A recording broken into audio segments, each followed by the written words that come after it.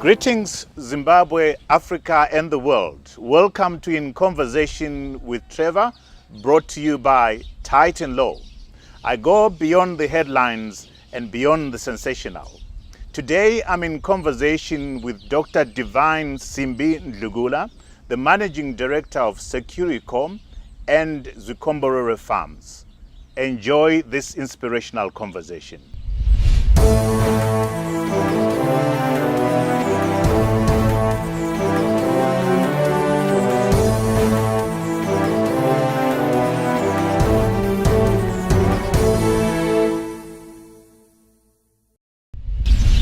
Dr. Divine Ndhlukula, welcome to In Conversation with Trevor, and thank you so much for allowing us to come to visit Zimbabwe farm, where we are recording right now with the sounds of the kettle in the background and birds and the generator humming in the background as happens in Zimbabwe. So thank you so much for this opportunity to be able to visit you. Thank you, Trevor, and we are indeed honored for you guys to come out here. You were so generous to take us around the farm to see the very impressive projects that you have around here. We'll get into all that, and also to talk about Securico, which is the security company that you started, which is now one of the biggest security companies in Zimbabwe. So there's lots to talk about. Thank you for that opportunity. Let's start by taking you to Gutu, where you were born and raised, and looking at what's around us here. This seems to be so far away from Gutu. You just take us briefly into what it was like being born and being raised in Gutu. Trevor, growing up in Gutu obviously made me who I am today. I grew up in a family that believed in the culture of working and working hard to be where you want to be. I went to school in the rural area out there, but certainly I was in a better position because my parents were business people, but we had friends that we obviously went to school with. And for me, I grew up in an environment that I saw deprivation. I saw obviously in a bit of privilege in my family. But what I know for sure is that my parents taught me that whoever you see in life, at whatever level, the relationships are very important. So my father, having been a prominent business person in his community, he was just one of the people. And this is what I've grown up to be. And for me, that is the foundation that I always want to try to inculcate in my kids. I enjoyed my growing up because my father certainly believed in me. He was one of those people who was well ahead of his time. In the 70s, he wanted all of us to be whoever wanted to be, whether you're a girl or a boy. At the time, girls, obviously, the ambitions, particularly from the parents, was different. They looked up to a girl to find a decent man to get married to, set up a home, and so on. But my father used to encourage me to be ambitious because I was a straight-A student. And each time I came home after the term, we were given numbers, and I used to bring the number 1. And he kept saying to me, never ever lose that position in your life. Wherever you're going to be, at whatever age as you grow, never ever lose that position that you are a winner. So he inculcated in me this divine you see. So that's very interesting. He was also in business, wasn't he? What kind of business was he into? The usual business that the black people were in, rural shops. Yeah. He had the trucks, and obviously he had this farm. Yeah. And you say, Divine, that as you were growing up, you had big dreams, and you were very clear about what it is that you wanted to become. Are you living your dream right now? Yes, I'm certainly living my dream. My father then said, you'll be whatever you wanted to be, and in my mind, I knew what I wanted to be. And one thing I knew that I wanted to be is I wanted to be owning my own means of production. I knew I wanted to be in business. I often told my peers in school that I was not going to work for so long for other people. I'm going to start my own business. and it's not going to be a small business. I was very clear about that position, and I simply knew exactly where. So for me, it's about having known what I wanted to be, and I set out to be that.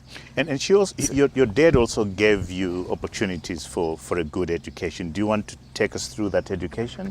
Yes, absolutely. You know, we went to the schools in the rural areas, but however, we then went to boarding schools around grade 6. Me and my siblings were sent off to schools like Bondol, Shishawasha, and so on and so forth.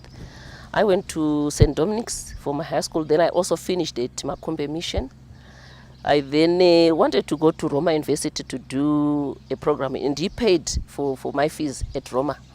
But I don't know how he paid the fees. The fees never got to Roma.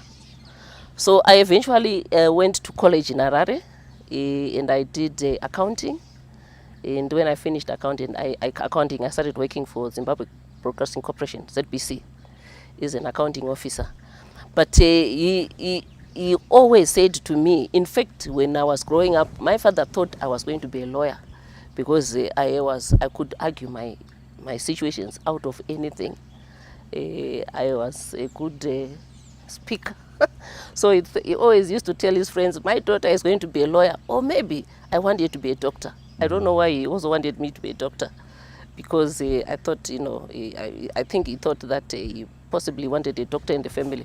So those are the things that he always said, she's going to be a lawyer or a doctor, but obviously I wanted to be a business person. Unfortunately, he didn't live to see me, to see this position I am today.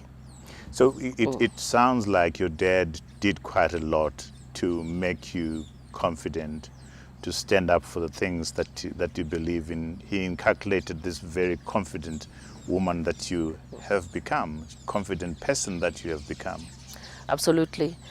And I think they say behind every successful daughter there's a father, a doting father, an encouraging father. And I always encourage fathers, give your daughter, inculcate the self-confidence that she requires for tomorrow. Encourage her to be who she. And you know, we never used to be allowed to climb trees as girls, for many reasons. I'm sure you know why we could not climb trees as girls. And I would climb trees. My father would say, you know, she can climb a tree. My mother would say, she cannot climb a tree. So those are the things that, you know, I always look back and say that upbringing is so key, and it's so those were the defining years for me to be where I am today. Were you the only child, or no? No, there were 8 of us. 8 of you. And I was a kind of a middle person. And you've already shared with us that you worked at ZBC. From ZBC, you also spent quite some time at Old Mutual. Yes. And then from Old Mutual, you went and worked for Intermarket Life Assurance. Correct. You have very interesting stories about your time at Intermarket Assurance. It appears like at Intermarket Life Assurance, that's when you started thinking about going out in business and doing your own things. Talk to me about that. In fact, Trevor, I didn't start wanting to be in business at Intermarket. I started wanting to be in business well before that. As I worked at ZBC, I would drive from ZBC Pockets Hill to factories in the industrial areas to order clothes, buy clothes, and sell to colleagues at work. And I eventually even got other friends who were working in other government institutions or other companies to sell clothes for me. And I think I did discuss with you earlier when I said I was having a truck. The truck, I bought it from profits I made out of selling clothes at work. So I started selling clothes at ZBC, and when I was at Old Mutual as well, I was selling clothes. And I would give out to 3, 4, 6 friends so that they could sell, and they were selling them on commission for me. And I actually made quite a bit of money just selling clothes, dresses, beautiful dresses that I ordered from factories in Harare. What was the driving force, Divine? If you could help me understand this. Was it because you wanted money, or you were looking for something else in venturing out and being a busy bee, as it were? No, I don't think if you are a true entrepreneur, you go into business to make money. Right. Because that's the wrong reason. You go into business because there are certain goals you want to achieve. There are certain things that you want, there are certain impacts that you want to see. For a start, obviously, I wanted decent livelihood for my kids, for my family. Yeah. I ended up having to look after my mother. My father died, and obviously I ended up having quite a number of dependents who were depending on me. My siblings that were still going to school, I actually had to take it upon myself to look after them, and my mother as well. So I also had my own son at the time. Soon after I started working, I had my son. So you realize that I had a family that for me required me to. So it was not about looking for money. It was obviously a situation. And most women go into business because they have to, because they've got to put food on the table. So for me, that was one of the biggest motivators for me to be doing that. But because I was also looking for scalable businesses, because I was saying, I want to be in business. I also want to employ other people. What is so special about the Deltas or the old Michels or whatever? They were started by people under a tree like this. So we can, why can we also not do it? I'm imagining young men and young women watching you right now and listening to you and saying, wow, that's fantastic. But where does that come from? It's not everybody wants to start a business to put food on the table. When you look deep down, what was inspiring that drive to be an entrepreneur, to be your own employer, as it were? The need to support other people, to help other people, to make a difference in society and say, okay, I think I have what it takes to do this. And what it takes is for me to put my best foot forward and start doing this. In so doing, I'm providing a decent livelihood for my family. I'm also employing other people that need those jobs. I'm also impacting society. I'm also impacting economy. I'm also impacting a number of other issues that are key because we all look up to be employed by Barclays Bank, by Standard Chartered Bank, but that bank was started by somebody. Somebody has got to go out and start creating those jobs. We can not all live off jobs that have been created. There's need for more jobs to be created. So it is about that impact. It's about that social aspect to ensure that you play your part at the end of the day when you leave this world. What have you done? We have been given different opportunities, and I say if I've got an opportunity to create things that will change things in this world for the better, why shouldn't I not do it? So I'm torn between where do I start, Securico or do I start with the Zvikomborero? What came first for you? Was it Securico or Zvikomborero? Because both of these are amazing businesses, and I'm itching to get into each one of them and dissect them in terms of why you started them and so forth. Where shall we start? I started with Zvikomborero. Interesting. Yes, I started with Zvikomborero. Securico is a business that came after I'd already started farming here. I've been farming here for the past 28 years. And what drew you into farming? Is it because your dad was into farming, or there's something again inside Divine that was itching to get into farming? Well, farming is something that was really in my guts. I had a deep passion for farming. Even as I was growing up, I liked planting trees. Up to date, one of my major interests and one of my major passions is plant trees. I plant trees. If I can plant a tree every week, that's me. I enjoy doing that. So for me, farming is something that was there, deep down in me as a person, but certainly it was for me to end up farming at Zvikomborero here was more of a by default, because this farm was bought by my father, but when he died, my brother inherited, and eventually, I had to rescue a situation where the farm was being foreclosed because my brother had gotten into some debts using the title deeds of the farm. So I had to rescue that position to reinstate it so that it could not be sold. So that's how I ended up farming here at Zvikomborero. But however, I would have been farming anyway, for that matter, if I had not been here. I had actually been, when I was working at Intermarket, I was not wanting to buy a house. We were getting loans to buy houses.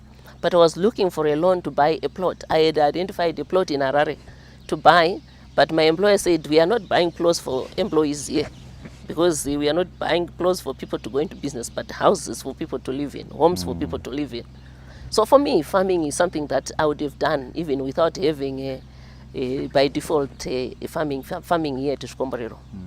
And the passion for farming with you is so infectious. I mean, it's so obvious as we walked around the farm today that you are so into this, and the varied activities that do take place here.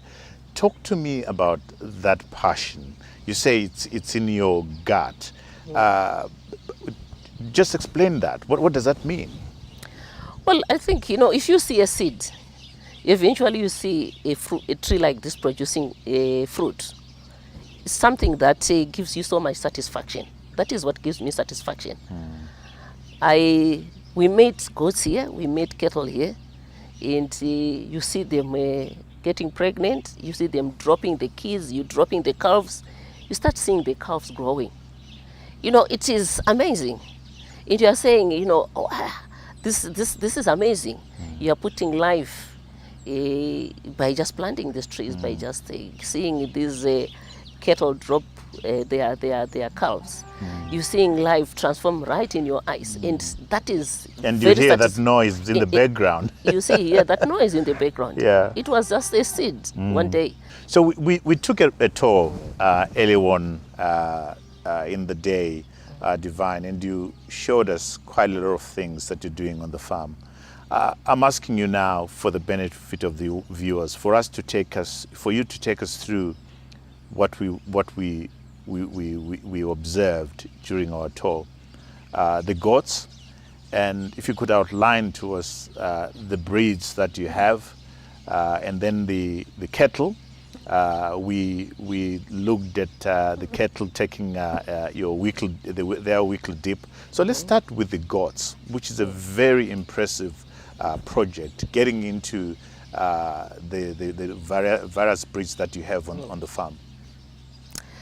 Trevor, we do start breeding of war goats, start breeding of Kalahari red goats. We have also just started the milk goats, the Sanin, and we are bringing in another one called the Toggenbeck. We also do crossbreeding with indigenous goats, so that we produce, more hybrid bigger kids that we're showing you here. So the start breeding of goats, it's a new thing in Zimbabwe, but it is certainly taking off. And we are happy that we are part of the people that have championed that, because it's an area that I want to believe, as farmers in Zimbabwe, there's a lot of scope. There's a lot of scope because there's a demand for goats in the Arab world, even here in Africa. So yes, there is a serious scope. Again, we are working with many smallholder farmers in goat production, because a lot of people cannot afford to have cattle because they are a lot more expensive, and even to look after, not just to buy, but certainly to look after. You find that a lot of farmers in the rural areas lost their cattle through the disease called filariasis because of non-dipping. Whereas with goats, any farmer in the rural community can keep goats and make a livelihood, a decent livelihood for that matter. We have worked models for some NGOs that we are working with currently, and it's working. We have worked with almost like 14 NGOs in the last 2 years, and that has transformed a number of those smallholder farmers in places like Gokwe, Shurugwe, Mutoko, Boera, and so on. So you find that goat production in Zimbabwe, for me, it is a game changer for smallholder farmers or even big commercial farmers as well. You are essentially helping them to improve the quality of their goats and the quality of the meat, the weight of the goats and that kind of stuff. Could you talk to us through that and the NGOs that you're working with, Divine? Yeah. Okay, it's just not improving the quality. Yes, we are improving the quality. There's nothing wrong with our indigenous goats, but it is the inbreeding that has been happening, and it's also the fact that the growth of indigenous goat and in an exotic or improved goat like a Boer or Kalahari red is different. So by crossbreeding, you are ensuring that you are getting the best of the two. So you find that yes, it's improving the quality of the meat, it's improving the growth, it's also shortening the growth period for you to quickly yield something and sell. And besides that, we are also helping them with capacity building. They need skills because knowledge is power. If you want to go into a business and if you don't know how we are going to run that business, it's very dangerous. So we are helping with capacitating the smallholder farmers, obviously giving them the necessary trainings that they require to ensure that they run sustainable goat production operations. We help them with off-taking. We are working on a project currently that is going to look at the whole value chain. Where are they going to be selling the goods and at what price? Is it fair price? And so on and so forth. So that whole value chain, we are supporting that particular project, which is under the Zimbabwe Agricultural Growth Program. And we are one of the few private sector players that have been roped in this EU project that we are working in. And we're hoping that in all the districts that we are going to work, it's already started showing quite a lot of progress. People out there are getting better quality goods. They can now go and sell periodically to derive a better livelihood. And you're going into goat cheese. Talk to me about that project.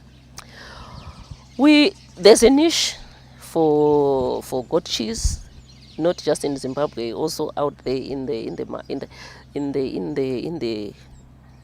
Western world. So I'm talking to some people that we are working on. We are working on together to start producing a goat cheese, but obviously you need to start producing the milk. So here we've started working with the Sunny goat, and we are bringing the Togenbeek. These are milk goats. And in future, we hope that we can roll it out to other farmers, because just one farm cannot produce enough milk to produce goat cheese to export. You need quite a bit of milk production to do that. So it is an area that we hope that we can also bring in other farmers, either smallholder farmers or medium or large-scale farmers. And I saw cows or cattle that I've never seen on your farm, the sizes. Take us through the breeds that you have here and why you're doing what you're doing. Right, we chose, because of climate change, Trevor, we chose to work with the local breeds, or what we call African breeds. So we do start breeding of the Boran. It's a Kenyan breed. We do start breeding with the Tuli. It's a Zimbabwean breed, but it has gone worldwide. South Africa, Australia, they're now using the Tuli as well. We are also working with the Mashona. We also do start breeding of Mashona. I'm sure you've heard this Texas Mashona. It came from Zimbabwe. So we are working with those three breeds, but however, we also do we run a commercial herd, which is a mixture of all sorts. We are happy with those breeds, and we are doing well with those breeds.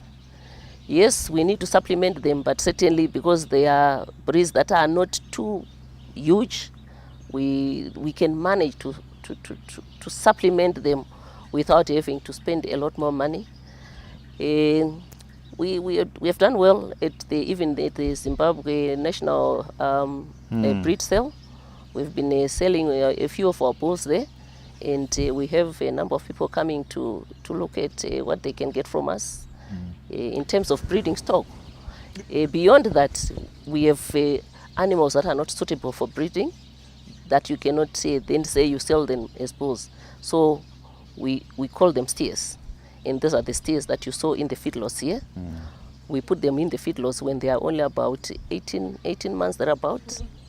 We feedlot them, we fatten them for 90 days, and we take them to slaughter to the abattoirs for meat, and we attain the super grade because it is a young animal that can give you tender meat.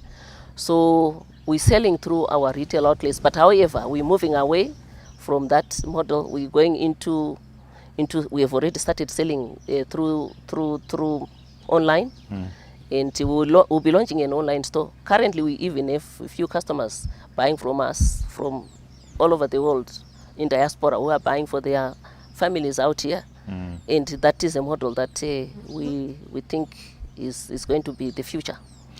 And we tested the beef over lunch, and it's sweet beef, and my favorite is the beautifully matured beef.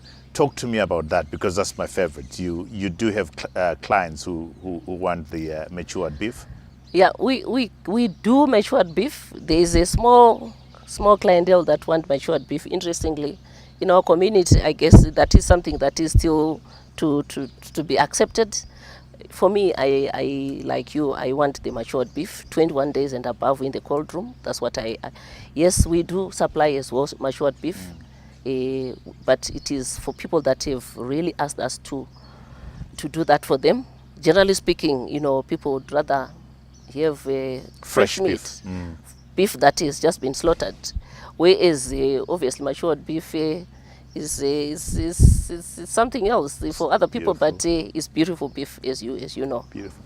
Let me take you back to the Boer goats, because there's been an interest from the Zimbabwean community for people to invest in Boer goats. What are the advantages of the Boer goats, and how do I know that this is the pure breed?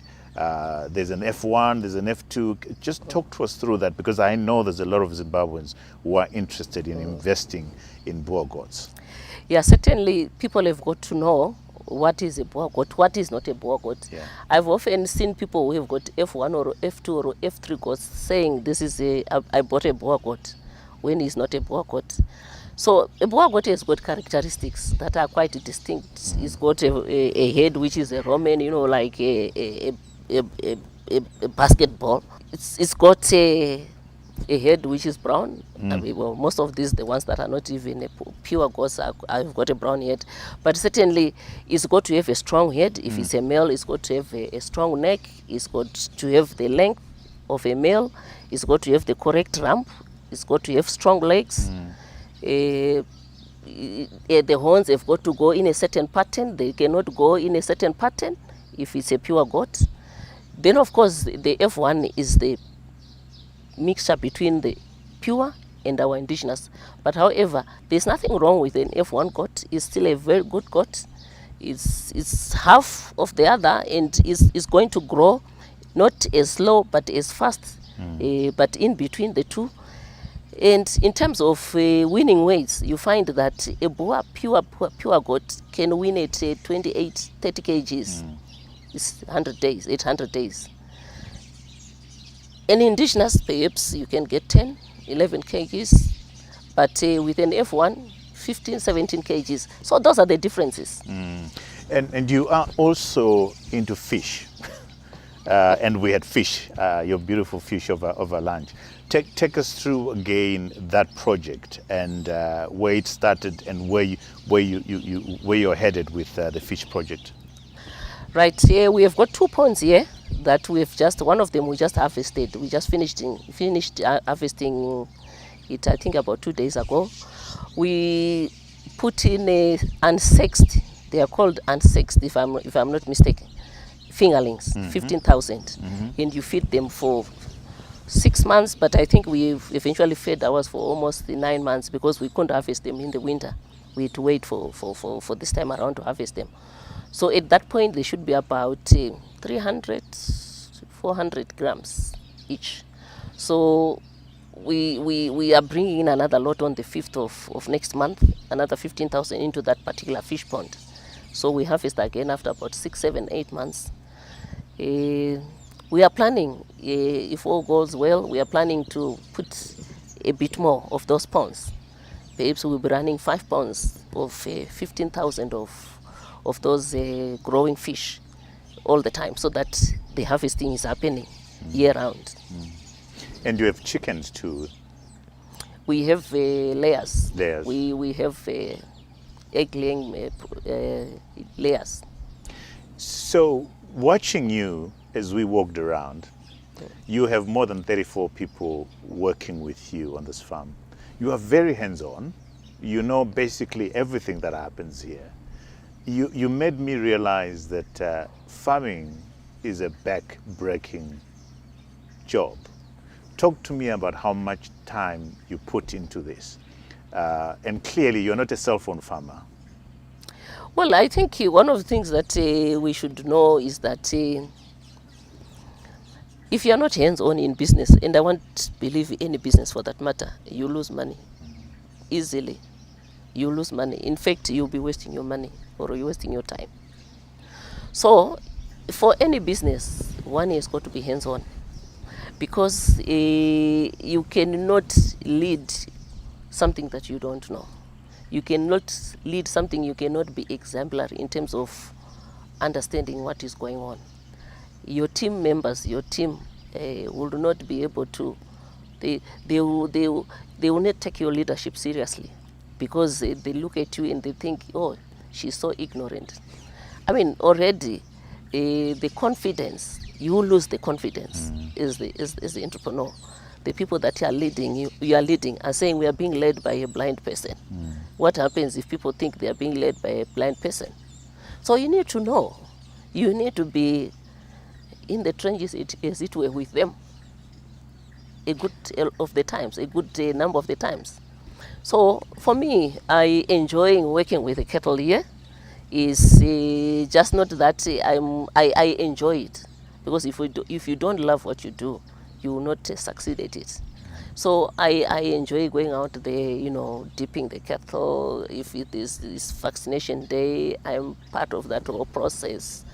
If we are winning, if we are selecting, I've got to know this is not a good heifer for that particular bull, and so on and so forth.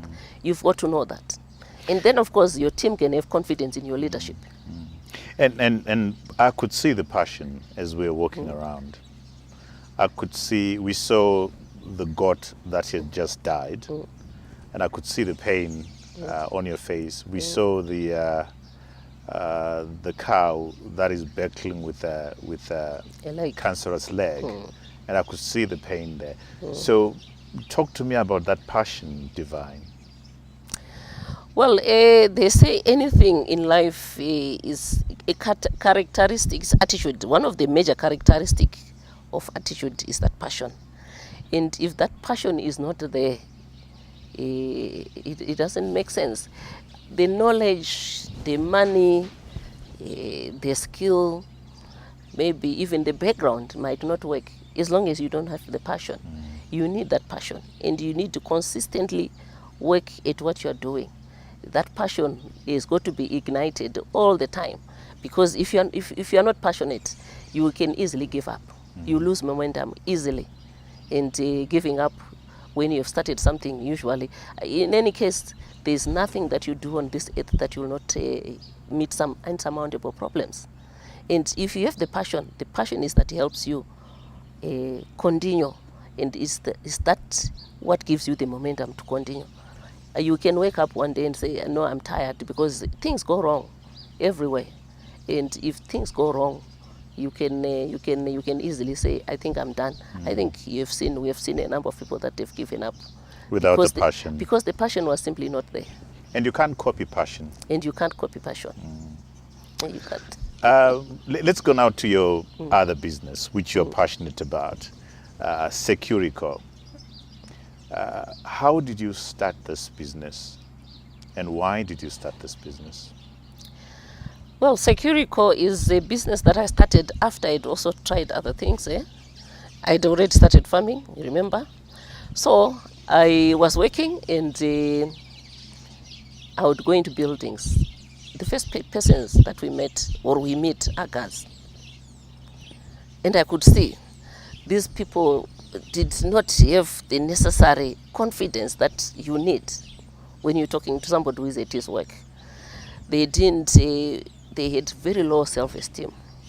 And I realized that obviously I traveled in places like Europe, where girls were confident, where they were just as professional as any other job. So I said, because as an entrepreneur, I would be looking at opportunities, and I could say there's an opportunity in this sector. Because if one goes in with the right mindset of inculcating the right thinking into people that work in this sector, certainly there's going to be a difference. I yearned to be seeing cars that I would see in places like Holland, where I'd been, in England. And I said, but what is the difference? It's the same job. So there's an opportunity. And I just saw that gap. That gap is the gap of the quality orientation of a professional security person who is wanting to save you, because it's the front line of any business that you walk into.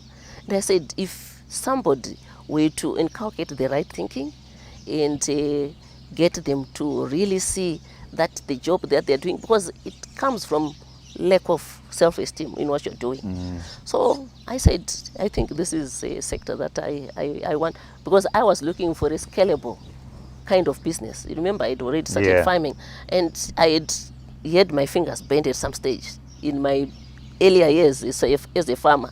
So I then was working again, and then I said, perhaps let me go into security. But I was very convinced that the security business was a game changer, because I could see I'd learned my lessons, a lot of my lessons before, in a few things that I'd tried.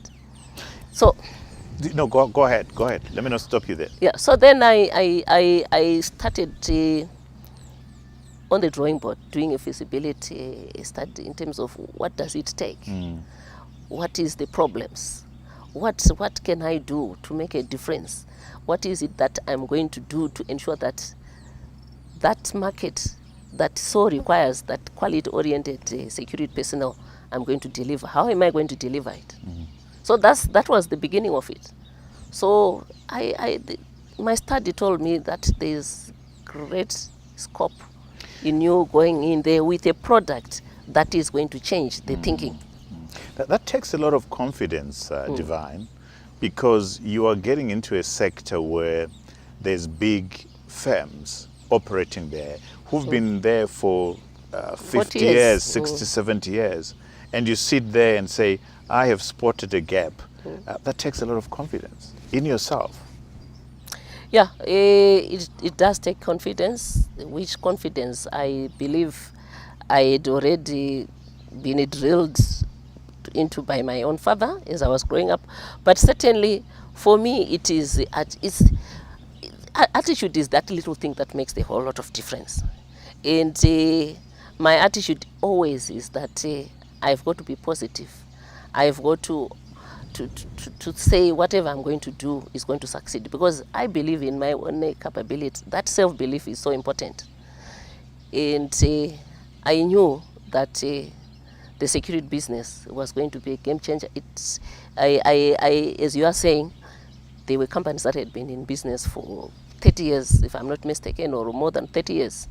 And they were big corporates that even some of my friends said, you must be joking. You want to go up and against so and so, you think you are up to it. And you are a woman. And you are a woman. You are going against an industry that is dominated by men, and that didn't put you down. No, that didn't put me down. Certainly didn't put me down. If anything, I said that business, because I remember I went to this young guy and I wanted him to do something about our logo. And I wanted us to talk about a strategy that I was saying. We had already started Securico, very small at the time. Perhaps we had only about 70 cars or thereabouts. So I said, I want to come up with, I've got this logo. I want you to refresh it, but at the same time, I want you to look at what is the strategy that we can use. Yes, I've got my own strategy, and that strategy is working, but I want us to work around it to see how. And he asked me, who is your competition? Because those are the sort of, because he's taking a brief. Who is your competition? And I said, sorry and so, I won't mention names here. And he said, oh, hold on there, Mrs. Ndhlukula, it's not a sorry and so, the competition. You have got 70 cars. These guys have got 14,000 cars. How can you say it's your competition? Your competition is so and so. Don't you know the small companies that are around? I said, no, those are not my competition. My competition is that company, because the work that they have is the work that we want, and we are going to get that work. There were two of them. They looked at each other. They thought I was crazy, and they just said, okay. They just took the brief, but they were not convinced. But I knew that certainly the work that those companies that I had mentioned is the work that I was going to get. And you started Securico with $1,200 savings with 4 colleagues in your backyard. Talk to me about that start. Well, obviously, I started small because you can never just, you see a man on top of a mountain, you think he's just gotten there. You start from somewhere, you go up the mountain slowly, bit by bit until you get there. So we started small. In my servants' quarters, we just put our best foot forward. I ensured that I was with my team all the time. I would really encourage them, because obviously when you are working for a company with one boss and there's 4 of you, you can easily lose heart. So I would encourage them and say, you know what, guys, where we are, watch the space. We are going to take over this whole industry. And they believed you? And they believed me. Some didn't, of course. Some didn't, and they went. But those that believed me, they keep giving those testimonies. Whenever we celebrate our anniversary, the first guys that we worked with, they keep giving those testimonies. We used to listen to this lady, and we used to think, what is she talking about? But they indeed stayed. Some of them stayed because perhaps they had no choice. They had no way else to go at the time. But with time, they realized that what I was saying is what was beginning to happen. And as we sit here, Securico employs approximately 4,000 people. Correct. And one of the things that you've been very strong on is the inclusion of women, mainstreaming of employing women. And of those 4,900 are women. Talk to me about your passion in ensuring that women employment of women, young girls, young women is mainstreamed within not just Securico, but the entire Zimbabwean economy. Well, for me, it started off as a social, or what I called something which was in my heart. I had a passion to see women succeed, not for any other reason, but for the reason that they had been disadvantaged. I grew up seeing a lot of disadvantages that a lot of women in my peers were facing. So for me, when I started, that was the main reason. But however, I later on realized that it was just not that. I realized that there is a serious business, a reason why more women should be employed, should be given opportunities. When you look at what is happening now, there's more startups of women, more than ever. For a start, employing the women that we employ at Securico are mainly single mothers and widows. But I started saying, because they need jobs to look after their kids, they need to educate, they need a better livelihood, they need to move away from, perhaps if they were living off pubs and so on, they had to move away from that. But with time, I realized that beyond that, there was more of an impact to the whole nation.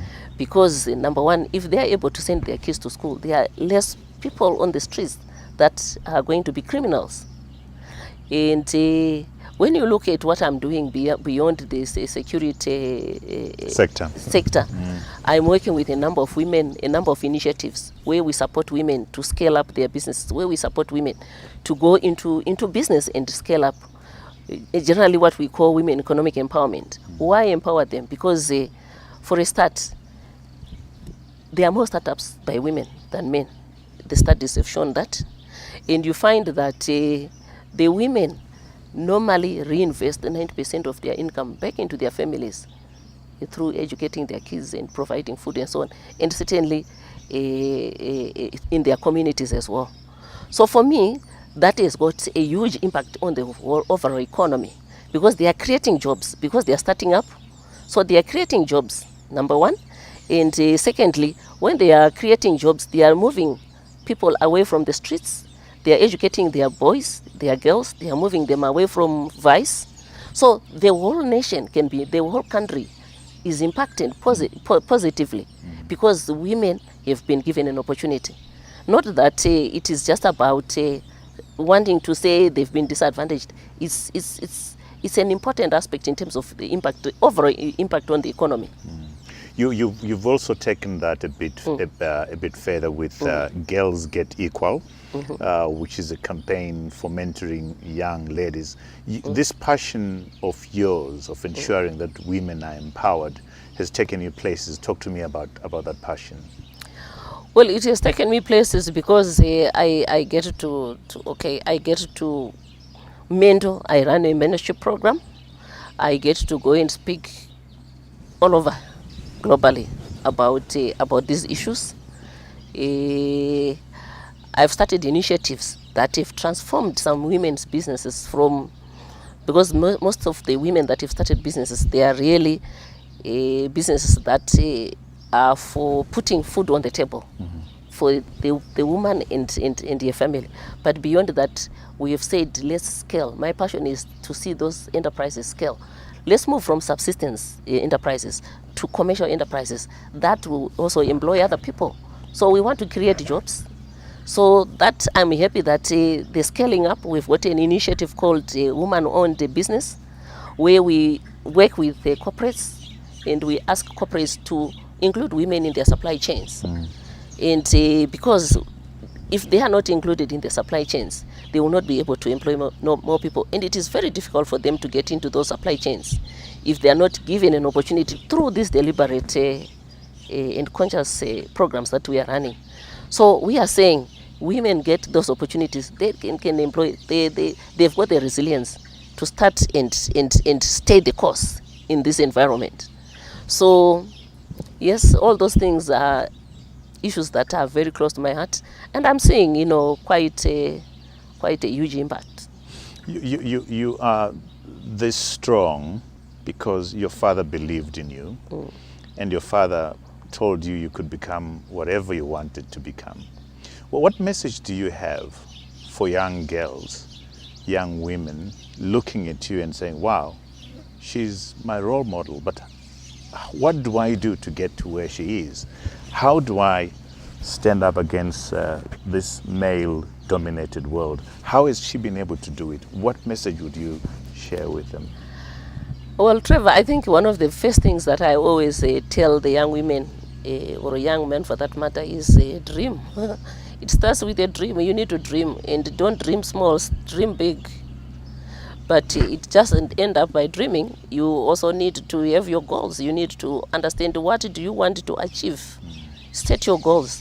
You start setting your goals, you use the funnel approach, where you say you start setting your goals from the end. It ends with the end in mind. So you're saying, what is my 10-year goal?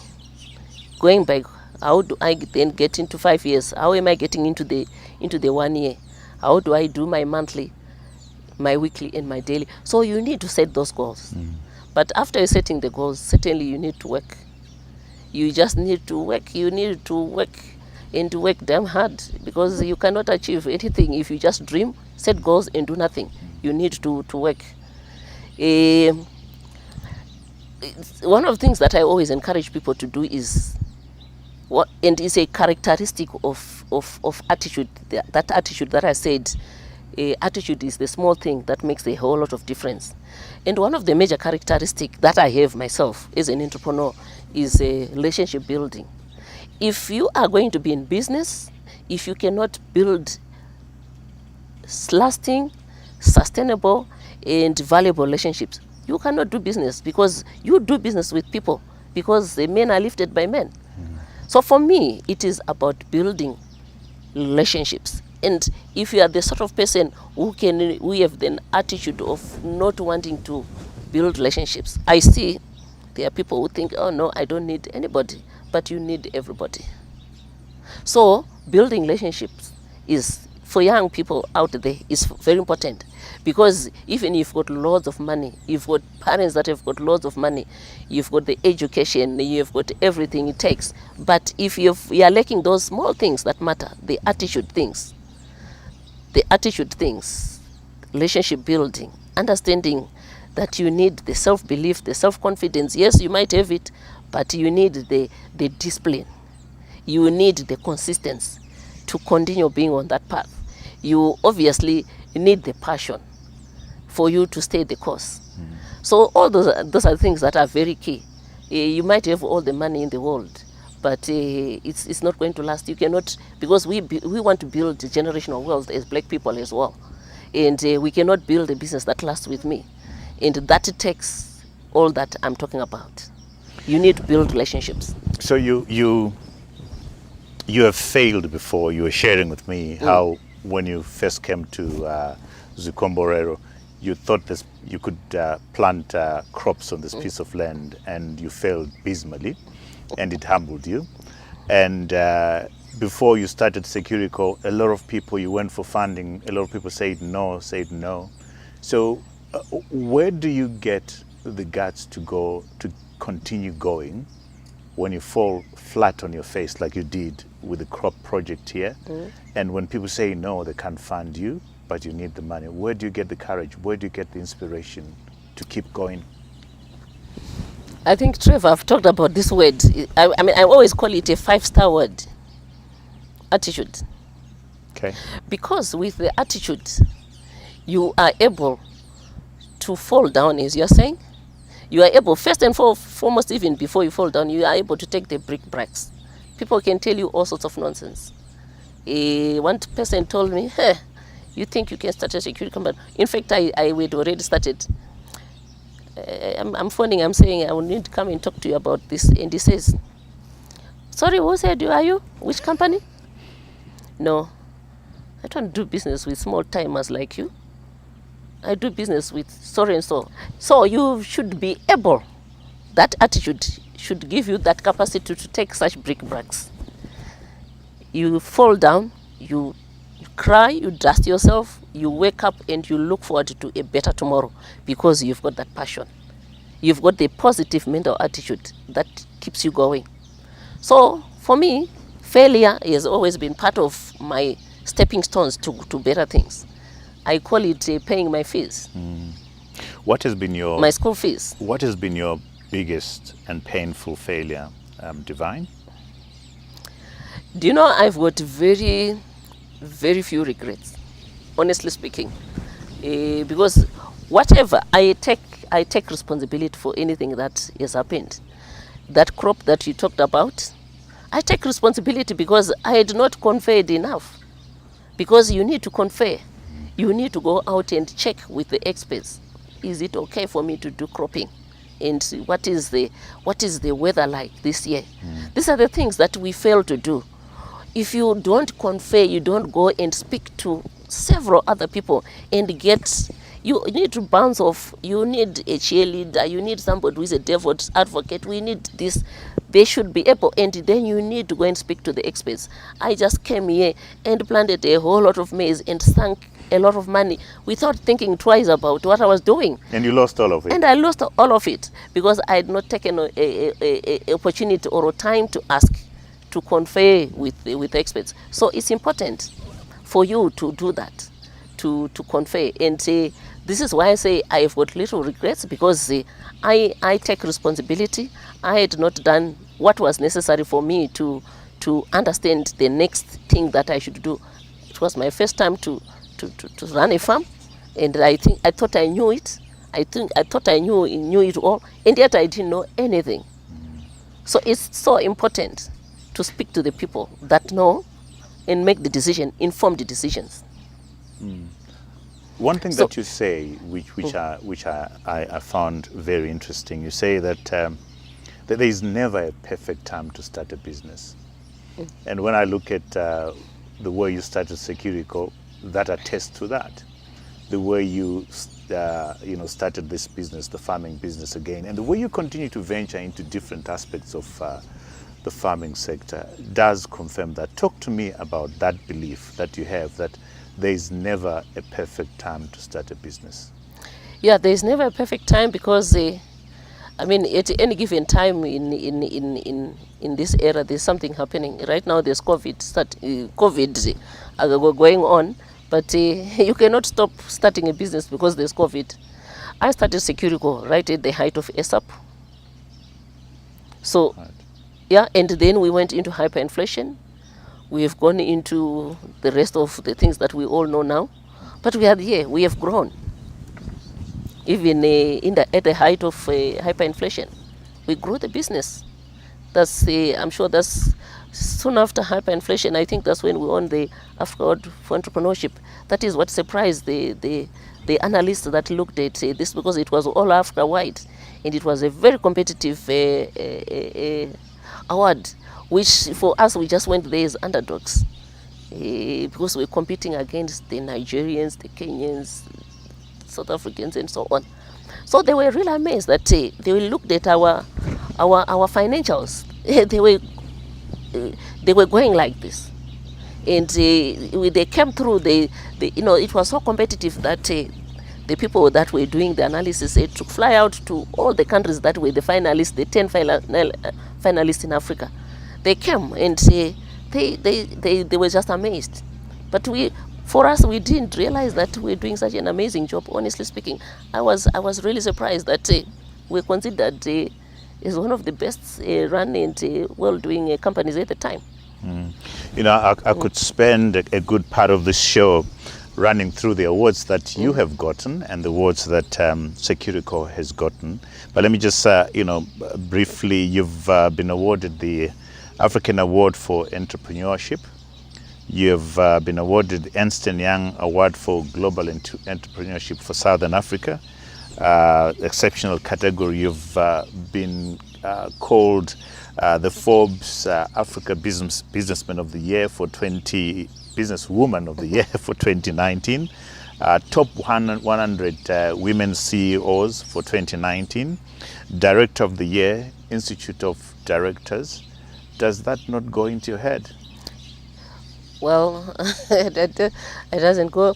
Why should it go into my head? Anyone could be getting them. It doesn't. Right. For me, I actually don't even think I was anything. For me, the greatest awards that I believe I've won is see the change that I've seen in a number of people that, particularly the women that work at Securico, or even here for that matter, because those people would invariably not have gotten an opportunity to be where they are if I had not deliberately and consciously given them the opportunities. There are women that came very timid and they were not sure whether they were in the right space because security is, but we allowed them to thrive. We gave them an opportunity to thrive. We drilled into their minds that you are good at this, you are going to be this, and so on.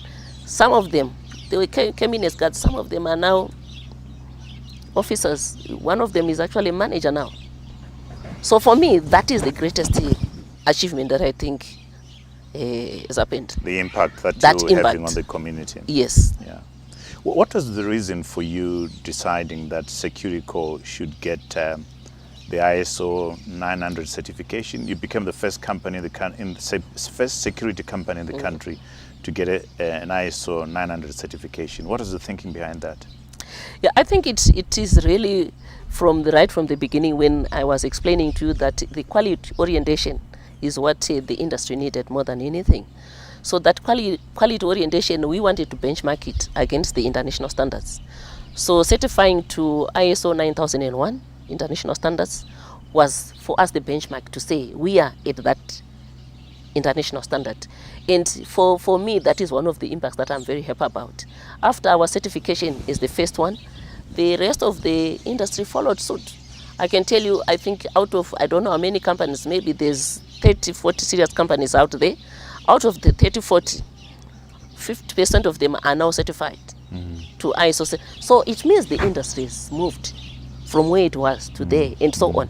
So the standards have really gone up. And for us, it was that quality orientation that we're trying to build into our business. We're trying to build that because the market was lacking, was yearning for that quality orientation, uncompromising quality service level that they were looking for. So that's what we then said, let's certify to international standards.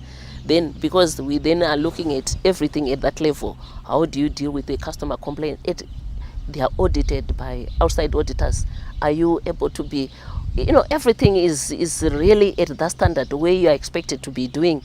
For you to keep the certification, you need to be, they audit even the way you look after your workers and so on. So those things are very important.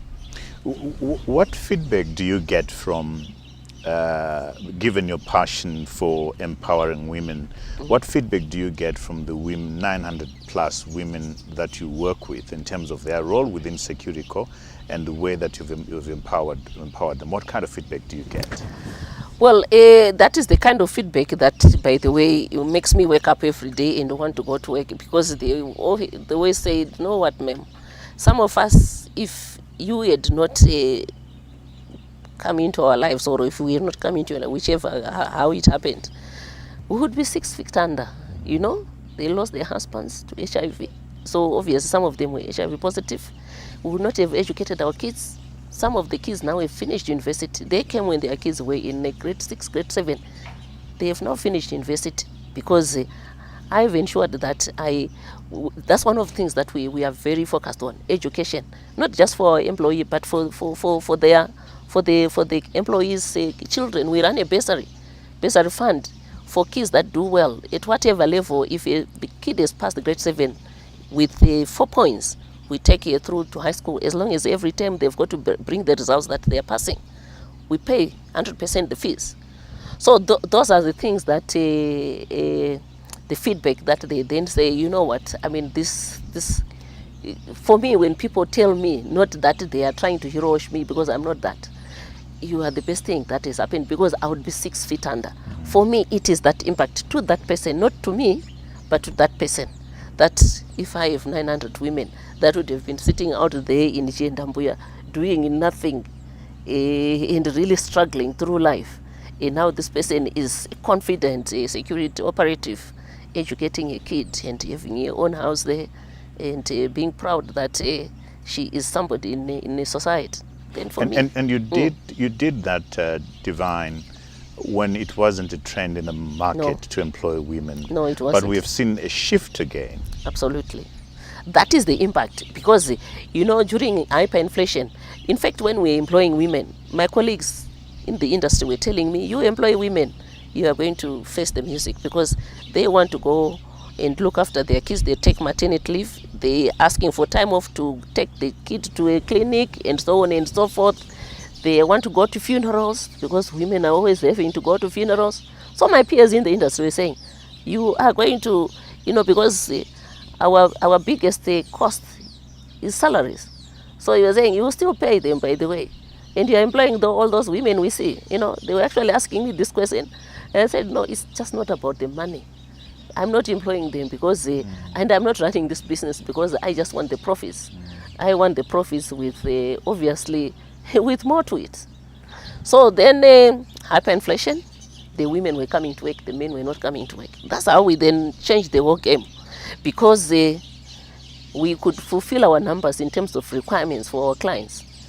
Most of our colleagues in the industry could not, because men were simply just not turning up. So from then, they all started employing women. At the time, the industry was employing less than 0.4% women. And we started by saying our numbers will be no less than 25%. So at the time of hyperinflation, we actually were at almost like 40%, 50%, because there were more women coming, less men coming to work. You know, hyperinflation, people were earning nothing, but women were resilient, they kept coming. So then the whole industry after that woke up to the smell of coffee, and they started employing more women. We were at 25%, they were at 0. Now I think the whole industry is moved to 15% roughly, women. Because you believed in a set of values and a set of principles rather than just strictly focusing on the bottom line. Absolutely. So Divine, you're passionate for excellency. You so many things, and I'm asking myself as I sit here, you say you still have big dreams. What's the next big thing for you? Well, we never stop dreaming. I think Eleanor Roosevelt said the beauty in your own dreams is what will take you far. So for me, first and foremost here, you know, this is a scalable business. We are still scaling up. We have not even reached our optimum in terms of our numbers. We are still growing. It's Zvikomborero business. It's an integrated agribusiness. So there's still a lot that we are doing.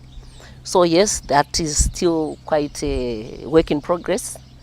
Securico, regional expansion is a compelling proposition, and we are certainly going into the region. We have started doing it slowly. We have done a installation of CCTVs in one of the neighboring countries, but we want to go and start operations in one or two of the neighboring countries. So obviously, you know, the regional expansion for Securico is really the beckoning And thing. the other thing, And for the other thing you've done, by the way, not just employing women and being passionate about that, is that you've fully embraced technology within the security sector. Talk to me about that. yeah, because everything now is going digital. So for us, you know, guarding is still, yes, a good part of our business, but certainly we do cash management. Cash management, we're literally running cash now for most banks. Not just run cash by moving their cash from one point to the next. We run their cash. We now replenish ATMs. We now run cash. We run cash depots for banks, you know, which never happened in this country before. Right. So that's one. And then, of course, we do electronic security systems. We install all sorts of systems. All sorts of systems. Any system. We have installed major systems in mines, in strategic positions, and we keep coming up. We launched what we call a Securico emergency panic system. Anyway, a person can press a panic if you have downloaded our app, and we can tell you exactly where you are, your location, and if you're in trouble, we send our teams to help you. So we are innovating. We are moving with technology. Every day we're looking at different ways of managing the business technologically. Even the guarding, we're doing it very technologically. We don't need to send people out there to supervise people. We've got technology that assists us in doing that. The beauty about recording on a farm is that we have so many flies around here. There's the noise from the cattle and from the goats. It's such a beautiful place, and like you're saying, there's still so much to be done. You are putting up 2 dams and a lot of other things.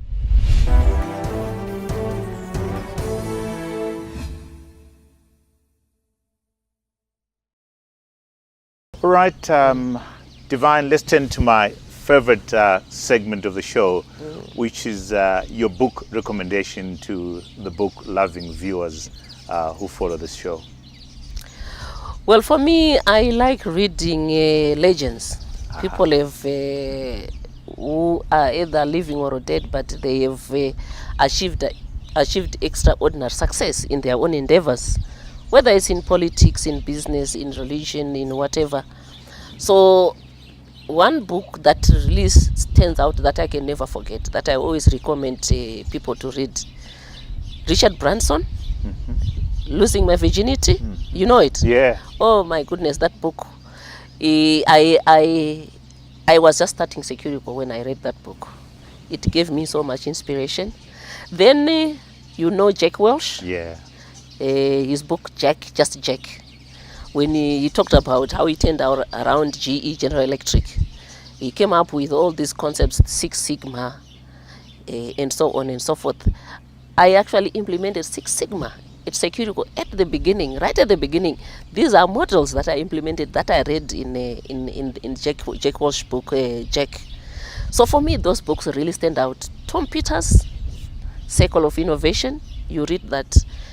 If you are an aspiring or existing entrepreneur, I mean, it's a very good book. It jocks your mind in terms of innovation. This is why anything we do, we are always changing things around. We are innovating new ways of doing things. So for me, those books, but beyond that, I've read all the books that you can think of. Mandela's books I've read, working there. I've read all Hillary Clinton, Living History. I've read, obviously, all the Obama books. I've read the Mugabe books. I've read all these giants that I say I need to understand where were they getting the inspiration, what was about them that made them who they are. So I've read all those books. And for me, those are the books that I continue. I've got piles and piles. Each time I travel, I buy books. I just pile them. Now there's less time to read because there's so much social media to deal with.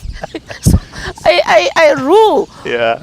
social media, but it's very important for business, the social media aspect. But at the same time, now my books, I've got piles and piles. My Arare home, I've got a whole room of books. Wow. Here, I've got, cabinets of books. So for me, I have less time to read now because there's more online things to do. Right. Wow, Divine, this has been so inspirational for us. And you've been very generous with us. That's one thing that I spotted today, that you are a very generous farmer, because you couldn't stop feeding us with the beautiful food, all produced from this farm. So thank you so much for allowing us to come to Zvikomborero farm to see with ourselves the amazing work that you're doing on this farm. So allow me now, Divine, to tend to our viewers who are in Zimbabwe, on the continent, and out in the diaspora who follow this show, to thank you so much for tuning in every Monday at 7 a.m. on YouTube, which is the time that most our shows premiere.